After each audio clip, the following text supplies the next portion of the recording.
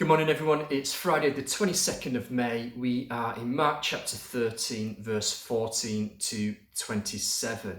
It's a pretty tricky passage about the signs of the times, the sort of stuff that will go on at the end of the world when Jesus returns. And it fits with yesterday's reading and tomorrow's reading as one whole section of Jesus teaching about when the world will end. And I think it's really important to understand that a lot of what Jesus is saying was fulfilled within the lives of those first people, first disciples listening. The passage starts with this phrase, the abomination of desolation. Sounds scary, doesn't it? It sounds like the album title of an 80s heavy metal band or a super villain in a Marvel film.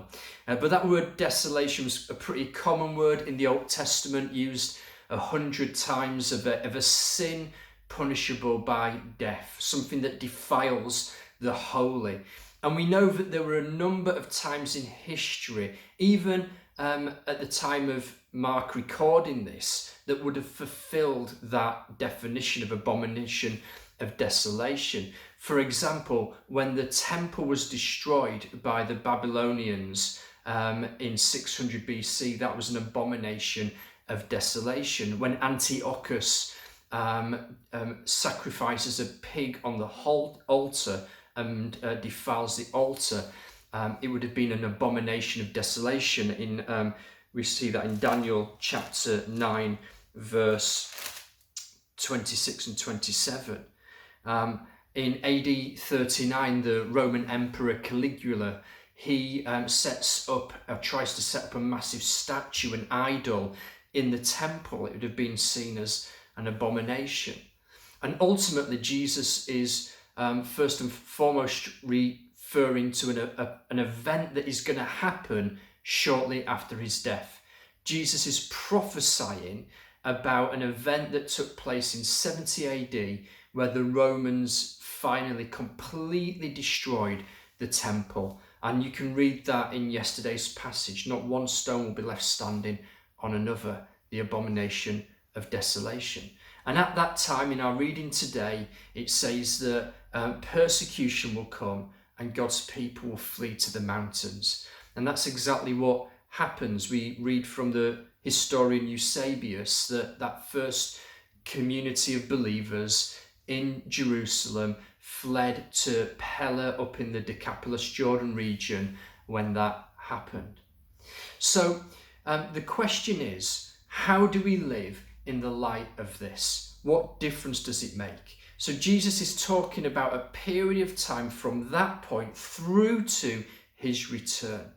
And people love to get caught up in all sorts of speculation. Are we in the end days? Is it a sign of the times? Is Donald Trump the Antichrist? Is the coronavirus a plague from the book of Revelation? And I think we can get so easily sidetracked and distracted. We can fall into two errors. One is absolute ignorance and living as if it's not a reality, and the other is an obsession. Ignorance and obsession are two ditches on either side of the path of truth and of life. But what is for certain is this, that every Christian community throughout the generations that have fallen in love with Jesus, that have encountered Jesus, have interpreted the world around them, the signs of the times, as if it's the end, as if Jesus' return is imminent. The wars and the rumours of wars that we read about yesterday, the natural disasters, these are to remind us that earth is in the pains of childbirth until what is birthed is a new heaven and a new earth. And so we need to live as if Jesus' return is imminent, as if Jesus is coming back today. And I love what it says in verse 26. It says, "At that time we will see the Son of Man coming in the clouds with great power and glory." For me, there are a number of keys to how we live in the light of the belief of Jesus' return, and I believe it and I long for it. Number one, it's to keep your eyes fixed on Jesus. Make that your number one priority. Don't get too caught up and sidetracked with all the sort of predictions and interpretations, as interesting as it can be. Make your priority devotion, first love, like the virgins that kept their wicks trimmed on the candles, ready to meet the bridegroom. The second key is this, and we read it yesterday. When will Jesus return? When the gospel has been preached to all nations. And so we have this vital part to play in fulfilling the Great Commission, in making Jesus known, and even in resourcing world mission. And I think that's an important aspect of what we do as a church in how we resource overseas workers. So Jesus will return for a bride from every tribe and nation and tongue.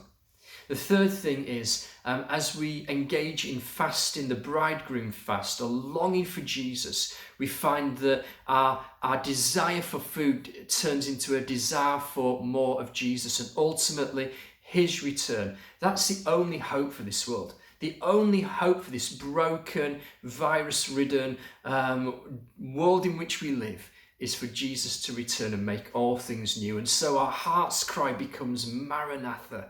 Come, Lord Jesus, and take your place.